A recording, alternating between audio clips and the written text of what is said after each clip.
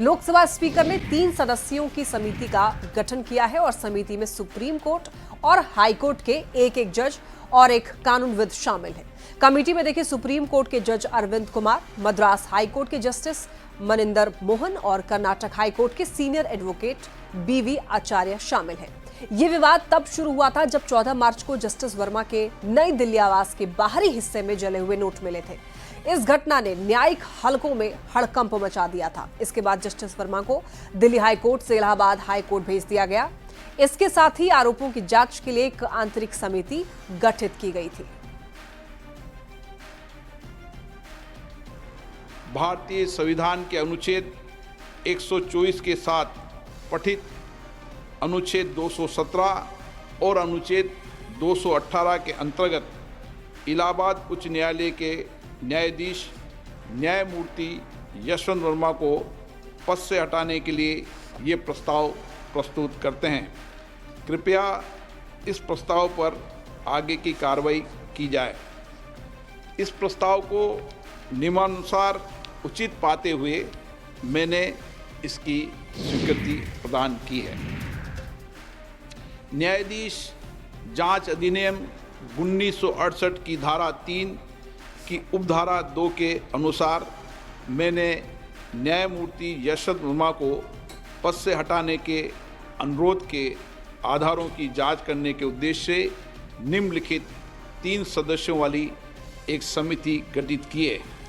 माननीय न्यायमूर्ति श्री अरविंद कुमार, न्यायाधीश उच्चतम न्यायालय, माननीय न्यायमूर्ति श्री मनिंदर मोहन श्रीवास्तव, मुख्य न्यायाधीश मद्रास उच्च न्यायालय, श्री बीवी आचार्य, वरिष्ठ अधिवक्ता, कर्नाटक उच्च न्यायालय।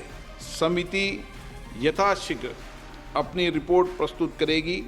जांच समिति की रिपोर्ट प्राप्त होने तक ये प्रस्ताव लंबित रहेगा। सुप्रीम कोर्ट ने आवारा कुत्तों पर सख्ती दिखाते हुए कल एक बड़ा फैसला सुनाया था और दिल्ली एनसीआर में तुरंत आवारा कुत्तों को पकड़कर नसबंदी करने और इन्हें स्थायी तौर पर शेल्टर होम में रखने के लिए कहा था। अब इस फैसले पर कांग्रेस नेता राहुल गांधी की प्रतिक्रिया सामने आई है। राहुल गांधी ने ट्वीट करके जो कुछ लिखा है आप देख सकते हैं। देखिए, इसमें उन्होंने लिखा है, दिल्ली एनसीआर से सारे आवारा कुत्ते हटाने का आदेश मानव और विज्ञान को कई दशकों पीछे ले जाएगा। ये बेजुबान आत्माएं कभी समस्या नहीं हो सकते जिन्हें मिटाया जा सके। बिना किसी ज्यादती के आवारा कुत्तों को पनाह देने, वैक्सीनेशन करवाने और कम्युनिटी केयर की मदद से गलियों को सुरक्षित रखा जा सकता है, वो भी बिना किसी क्रूरता के। एसआईआर के मुद्दे पर आज भी देखिए संसद में बवाल देखने को मिला। लोकसभा की कार्यवाही शुरू होने के पहले विपक्ष के सांसदों ने संसद भवन के बाहर प्रदर्शन किया। स्पीकर के कई बार समझाने के बावजूद भी विपक्षी सांसद शांत नहीं हुए और इसके चलते लोकसभा दोपहर 3 बजे तक और राज्यसभा दोपहर 2 बजे तक स्थगित कर दी गई। एसआईआर के मुद्दे पर कथित मतदाता धोखाधड़ी को लेकर के इंडिया ब्लॉक के नेताओं का विरोध प्रदर्शन जारी है। प्रियंका गांधी समेत विपक्ष के नेता सांसद यहां पर मकर द्वार पर मिंता देवी के नामों और तस्वीर वाली टी शर्ट पहन करके पहुंच गए। विपक्ष का दावा है कि मिंता देवी बिहार चुनाव आयोग की वोटर लिस्ट में 124 साल की फर्स्ट टाइम वोटर है। वहीं जिला प्रशासन ने मिंता देवी मामले में संज्ञान लिया है और इसे सुधारने के लिए नोटिस भी जारी किया है। जिला प्रशासन के अनुसार मिंता देवी 124 साल जो सिसवन प्रखंड के अर्जानीपुर की रहने वाली है। इसने गलती से फॉर्म में 24 के बदले 124 भरा था। जिला प्रशासन अब दोबारा से फॉर्म भरकर इसे सुधारने की प्रक्रिया शुरू कर दी है। सिवान डीएम ने यह बताया है कि 7 दिन के अंदर ही महिला की उम्र में सुधार कर लिया जाएगा। और ज्यादा जानकारी के लिए न्यूज 18 संवाददाता मृत्युंजय सिंह हमारे साथ जुड़ रहे हैं। मृत्युंजय, देखिए मिंता देवी इनका जो मामला है एज को लेकर उसको लेकर काफी ज्यादा बवाल मचा हुआ है। क्या अपडेट है इस मामले में? मिंता देवी तो अगर जहाँ तक उनकी बात की जाए तो उनके एज में अंतर को लेकर काफी बवाल मचा हुआ है कि विपक्ष द्वारा टी शर्ट पहनकर बवाल मचाया गया है। इस मुद्दे पे हमारी उनसे और सिवान डीएम आदित्य प्रकाश से बात हुई है। उनका साफ तौर पे कहना था कि जो बिहार में वोटर वेरिफिकेशन का कार्य चल रहा था, इसके दौरान उन्होंने फॉर्म भर के गलती से यानी 24 के बदले 124 डेट ऑफ बर्थ लिख दी गई थी, तो उनके साफ तौर पे कहना है कि इसके बाद जो आपत्ति दर्ज किया जाता है, यानी जो रीवेरिफिकेशन के बाद जो आपत्ति दर्ज करने की कार्रवाई होती है, उसके बाद उनके द्वारा ब्लॉक में जो ये सिसवन प्रखंड के अरजानीपुर गांव के रहने वाली मिंता देवी, इनके द्वारा ये आवेदन दिया गया है और उसमें आपने बताया गया है कि मैंने गलती से 124 के बदले 124 लिख दिया गया था, उसे सुधारने के लिए यानी वेरिफिकेशन आपत्ति दर्ज की गई है। इस मुद्दे पर डीएम डॉक्टर आदित्य प्रकाश का कहना है कि बहुत जल्द चूंकि उनका आपत्ति दर्ज कर ली गई है, विदिन 1 वीक इसमें समय लगता है, उसके बाद ये जो चुनाव आयोग का साइट है उस पर अपडेट हो जाएगा, यानी इनका जो एज में अंतर दिखा रहा है वो 124 के बदले 24 दिखा दिया जाएगा। तो कुछ समय लगता है, कुछ प्रक्रिया होती है, आपत्ति दर्ज कर ली गई है, आपत्ति दर्ज करने के बाद इनका रीवेरिफिकेशन संशोधन कर लिया जाएगा। बिल्कुल मृत्युंजय, और ये कोई एक ऐसा मामला नहीं होगा, ऐसे कई सारे मामले होंगे जिसमें कि कुछ ना कुछ त्रुटि रही होगी और इसी वजह से 1 महीने का लगभग समय भी दिया गया है आपत्ति दर्ज करने का या फिर दावा करने के लिए। तो क्या आपकी मिंता देवी से बात हुई है? हाँ जी, देखिए आपने सही कहा, कई तरह के, चूंकि अभी इस मुद्दे पे हमारी डीएम से बात हुई और उनसे बात हुई है। गलती से जो बीएलओ घर पे गए थे उनके दौरान एज में कहीं कहीं अंतर पड़ गया है, किसी के नाम में अंतर पड़ गया है, तो ये अभी अपलोड किया गया है, ये डाटा है सिर्फ। और 1 महीना 1 मंथ का जो आपत्ति दर्ज की गई है, 1 मंथ का जो समय दिया गया है, उसके अंतर्गत जो भी अपने आपत्ति दर्ज करेंगे, वोटर लिस्ट में जो सुधारने की बात कही जा रही है, तो इनकी आपत्ति भी दर्ज कर ली गई है। इन्होंने जो सिसवन ब्लॉक पड़ता है वहाँ भर के फॉर्म को दे दिया है कि हमारी एज को 124 के बदले 24 कर दिया जाए। तो अभी ये फाइनल नहीं माना जाएगा, इसके बाद जो ऑथेंटिक वेरिफिकेशन या डॉक्यूमेंट देंगे उसके बाद ही जिसके भी नाम में गलती त्रुटि पाई जाएगी, एज में त्रुटि पाई जाएगी, प्रशासन भी यही कह रहा है कि समय रहते इसमें संशोधन कर लिया जाएगा। जो भी वोटर तो वो छूटेंगे नहीं और जो भी वोटर लिस्ट में जिसकी गलतियां पाई जाएगी या उनके नाम में संशोधन कर लिया जाएगा, समय रहते आपत्ति दर्ज करके सभी की नाम और एज को संशोधन कर लिया जाएगा। जी। और मृत्युंजय, ये मिंता देवी का मामला सिर्फ एक गांव तक नहीं रह गया, अब ये सदन तक पहुंच चुका है मामला, इसको लेकर काफी विरोध प्रदर्शन भी किया जा रहा है। तो क्या प्रशासन की तरफ से कांग्रेस के नेताओं को किसी प्रकार का जवाब दिया गया है? जी देखिए, जिस तरह से राहुल गांधी और प्रियंका गांधी द्वारा सदन के बाहर टी शर्ट पहनकर बवाल किया गया, यानी बताया गया कि जिस तरह से ये उनका नाम में 24 के बदले 24 लिख दिया गया है, तो ये जो प्रशासन है वो भी मान रहा है कि चूंकि जो बीएलओ गए थे तो आप जो फॉर्म भर के देंगे उसे हम डाटा में फिट कर देंगे।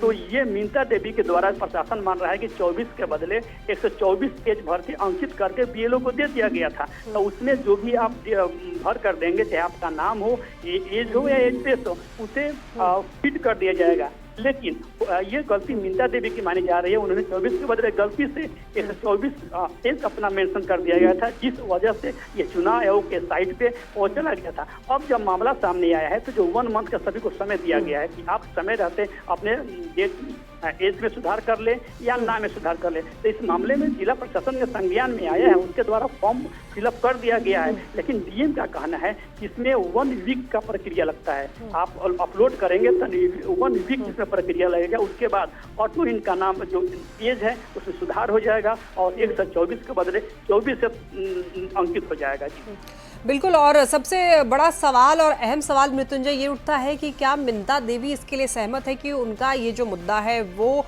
पूरे देश भर में उठाया जाए और इसको एसआईआर की प्रक्रिया पर एक बहुत बड़ा क्वेश्चन मार्क बना दिया जाए? जी देखिए, जब ये मामला सामने आया है तो घर के लोग भी सोचने पर मजबूर है कि आखिर टाइपिंग में से इनके द्वारा गलती कर दी गई है, तो इतना बड़ा इशू नहीं है।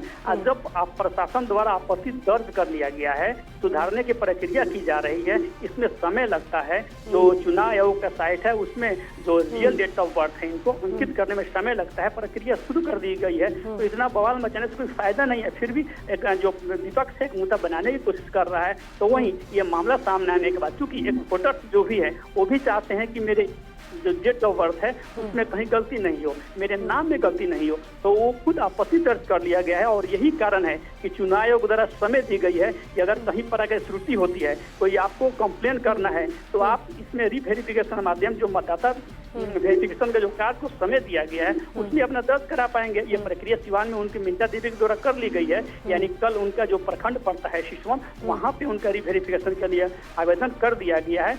लेकिन इसमें 1 वीक का समय लगता है। इसके बाद पुनः उनका जो एज है वो जो रियल डेट ऑफ बर्थ है वो अंकित हो जाएगा।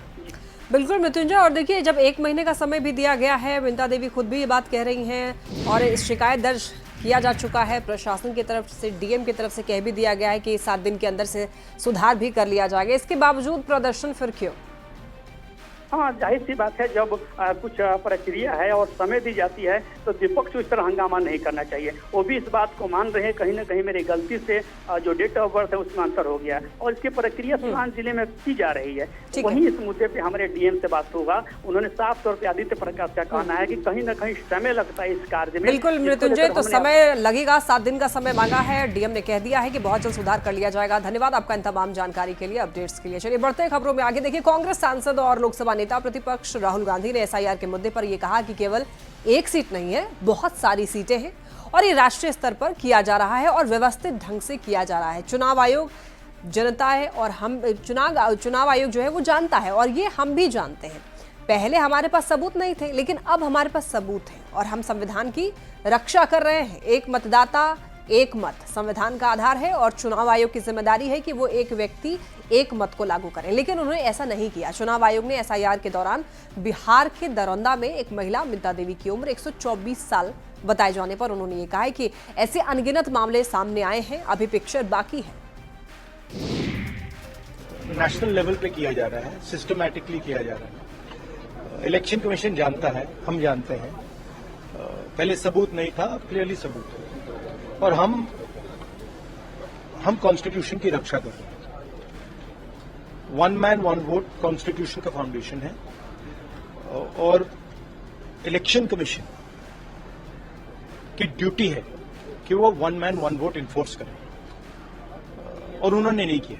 उन्होंने अपनी बिहार में जारी एसआईआर पर सड़क से संसद तक संग्राम मचा हुआ है। नेता प्रतिपक्ष तेजस्वी यादव ने एक बार फिर देखिए एसआईआर के मुद्दे पर निर्वाचन आयोग और बीजेपी पर सवाल उठाया है।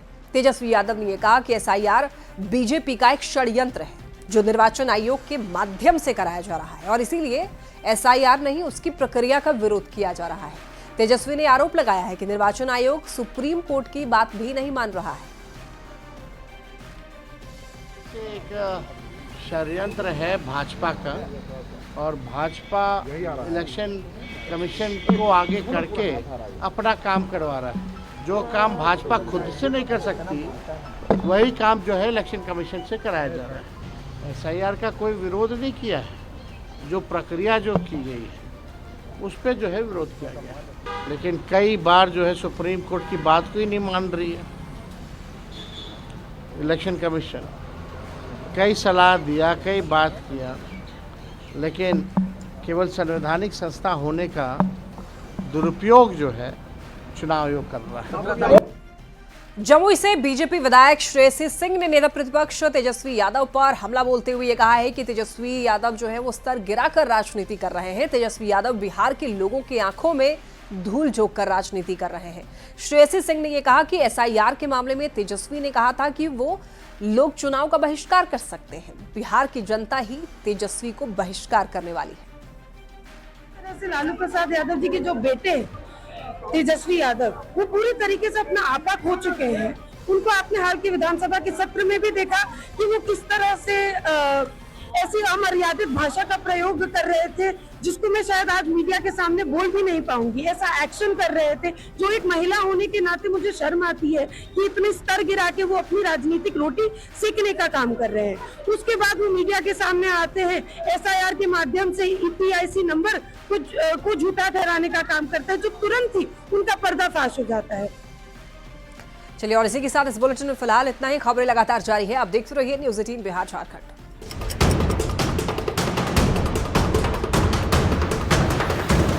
इस न्यूज़ हेडलाइन